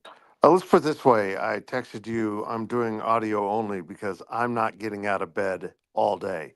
I'm going to just hide here under the sheets with 2 dogs and be happy. It's currently -10. -10. We're at we're about -8, I think. Record lows today. Hope everybody's out there staying warm. To those of you out working through it, we appreciate having you here with us. We've got, some college hoops back here tonight for us at Wichita State. K-State up there, though, you got to wait a minute, right? It's been a long week to sit and think about the disappointment in Utah. A lot different in the disappointment than, the disappointment we saw early in the season, but 2 losses nonetheless. It's an interesting dynamic now, Fitz. There are about 9 Big 12 teams who will, in my opinion, compete for 1, maybe 2 at-large spots, and their resumes are all very similar. I think the Big 12, after the top and obvious 5, will get, probably 2 more, and there are seriously 9 of the other 11 teams in the league that could make a case over the next couple of weeks to have them. That's incredible. It's amazing. The parity in this conference that a team like Utah, which I don't know if it's in your 9. They for sure are. Yeah. Can just decimate both K-State and KU. Like BYU's pretty good. We knew that. Utah's playing some pretty good basketball all of a sudden. Unfortunately for them, they're out of Kansas schools. So they'll have to find their own way beyond that. But yeah, it's incredible how the ebbs and flows of this conference. And unfortunately for K-State fans, the ebb has returned for Kansas State basketball. But it's not the same. It's not the same as it was. Like that for me, like the 2 losses in Utah, for instance, are nothing like the loss to Oklahoma State and Houston in back-to-back games, right? Like it's a totally different. It's unfortunate that it took so long to get there, but it shouldn't be as detrimental as it was, but it is what it is. Now they get a chance. They'll, probably be favored, I think, in 4 of their next 5. Maybe not at Cincinnati, but they'll probably be favored in 4 of those 5. And then they close with Iowa State at home. And I would say that if they win all of those in a couple of games in the tournament, I actually think they'd get in. But even if it is just tournament or bust, don't you feel a whole lot better about their chances to do that? K-State could beat anybody in a Big 12 tournament environment. They could. It is interesting that this year's Big 12 tournament is going to be very important for about half the conference. And you're right. My new motto is let's see them win the next 4, and then we can talk about this, because they are winnable games, and they're capable of that. But they were also capable of winning the 2 in Utah, and they didn't get it done. Now UCF appears to be falling apart. Colorado has actually beaten UCF in the last week or 2. So there's some real opportunity here. You're right. Cincinnati's the best of the bunch, and it all starts Sunday with Arizona State, as this Monday to Sunday break really kind of adds up for Kansas State. But you know what? Maybe they needed the time to reflect on how they played so well and then stopped, and what they need to do to get back to it. I like the amount of time off. Honestly, I think so too. I think it's a good break. They I mean, that game against Utah, it's felt like a lifetime ago, but to get dominated down low like they did, which we could kind of see coming a little bit, but to still be there, and you're a Doug McDaniel missed layup and Coleman Hawkins mental error away from being right there. It's unfortunate that those 2 guys made those 2 mistakes right there at the end. But otherwise, I thought it was a pretty inspired performance against Utah, because that's a bad matchup for K-State stylistically. A big physical team like that. Well, yeah. I mean, that is tough. People said, David Gasson didn't have a very good trip. Well, he went up against some big dudes, some true bigs, which have always given problems. So you're right. K-State has a better sense of identity even when they don't play to it. And, they got back to it late in that game and just didn't make some plays. And I have no explanation for the Coleman Hawkins. Yeah, it's a mistake. It was just it was a mental mistake. I don't think he needs any excuses. Like, he screwed up. Doug McDaniel screwed up before that by missing the layup to begin with. So they both screwed up. But that's going to happen. And it's just unfortunate that it cost them as much as it potentially cost them. I hate that it did, because I thought they had a really good effort. What do you know? Speaking of Coleman Hawkins, man, he can barely get up and down the floor. Is he okay? We don't know what's going on with him. And I actually think K-State was in that game because he got into foul trouble and they had to take him off the court. I just don't think because he's hurt. Well, I don't. If he's that hurt, get him off the court, because he looks like it. He was not, and it went beyond physical, as you mentioned. There wasn't full mental engagement in this game either. He had a little flurry towards the end, and then he made a boneheaded mistake that all of us who grew up playing basketball, learned in junior high. It's hard to explain. So, yeah, if it's physical, hopefully he can get healed up this week. Hopefully it's enough time to get him rested up. But that looked as much mental as anything to me. All right, Fitz, I want to ask you, Tim Fitzgerald, GoPowerCat.com. I think you love this, this state, what it provides as much as anybody else. I know you're a K-State guy, but I know you also appreciate what Kansas has been able to do under Bill Self for 25 years as much as anybody else does.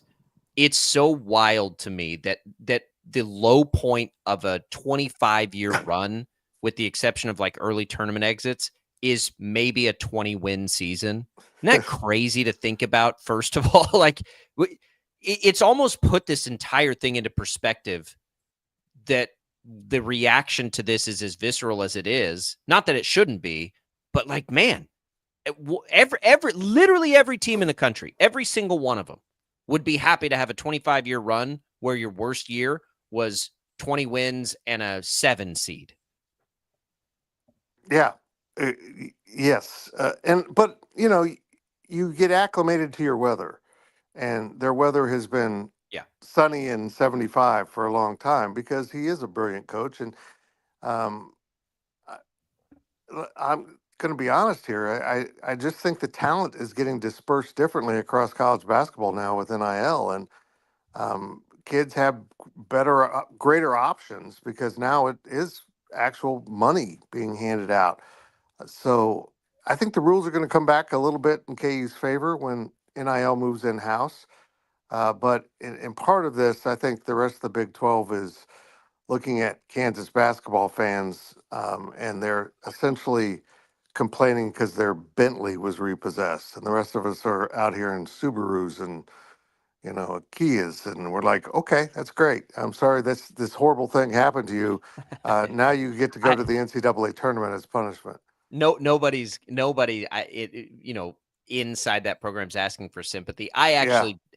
This is one where I don't think it's symptomatic of the changes in college basketball. Here's what I think. I think we all overvalued their key 3 players that they brought back. I think the team has the same issues it had a year ago because the players are largely the same. And while we all looked at the other players to say, oh, if they can just get better players around those 3, they're going to be great.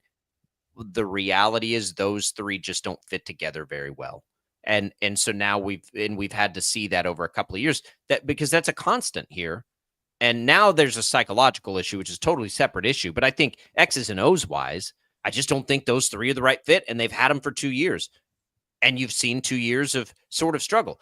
Remy Martin helped them win a national championship and was a transfer player, right? He was the prize transfer player that year. So I guess I'm not ready to look at this holistically and say, Bill Self's not going to be able to survive in the new era of college basketball. I just don't believe that. Well, I think he's going to get acclimated, but also we have to calculate in NIL signings have a rate of failure that is a little bit surprising.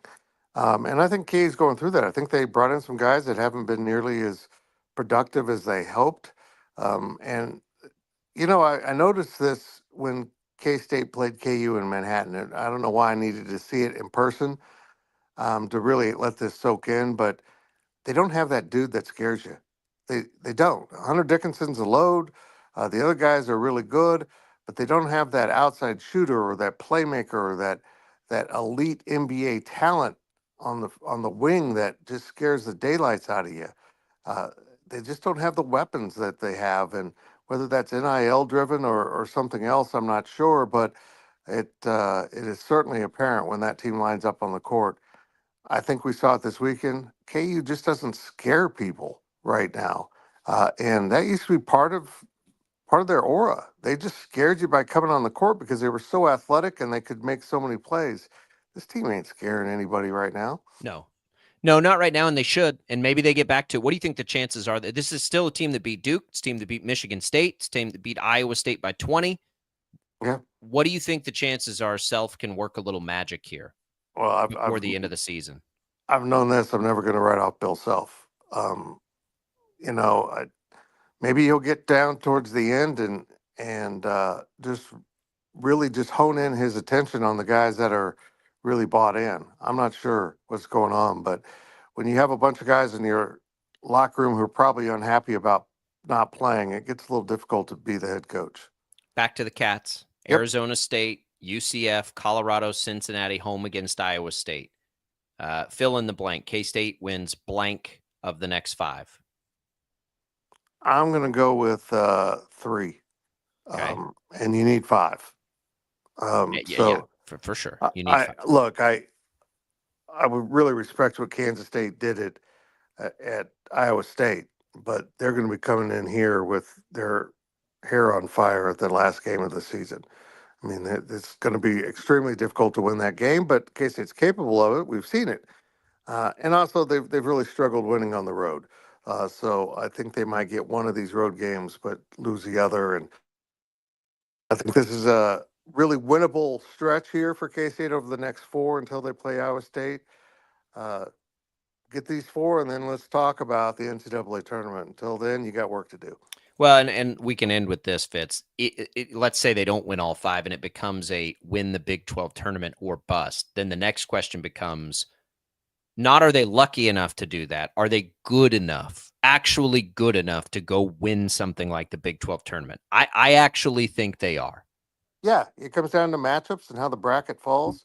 Yeah. I think NC State last year put everything on the table for teams like Kansas State. Yeah, that's a good It's one. all right there. That's a good one.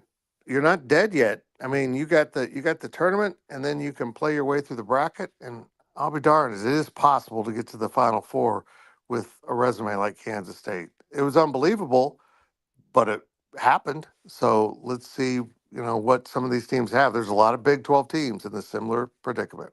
I don't think there's anybody that doesn't think K-State's built. I think everybody thinks they could make an NCAA tournament run if they could just get there the way they're built, the way they can, fill it up from 3 at times and all those things. Fitz, GoPowerCat.com has us all covered. Go find the work there. Go find Fitz on X at Life of Fitz. We appreciate it. Stay warm today. Stay hibernating. Okay. Yep. I'm going to add a blanket just for my own personal safety. Have to do it. To do it. There goes Tim Fitzgerald. We appreciate Fitz and his contributions, our K-State Insider. Lots of good stuff there. Interesting and good thoughts, I think, on what's going on at KU for a guy who's followed it here as closely as anybody over the last 2.5 decades. You can go back and listen on the Odyssey app. We're going to come back. We'll get you wrapped up on Sports Daily right after this.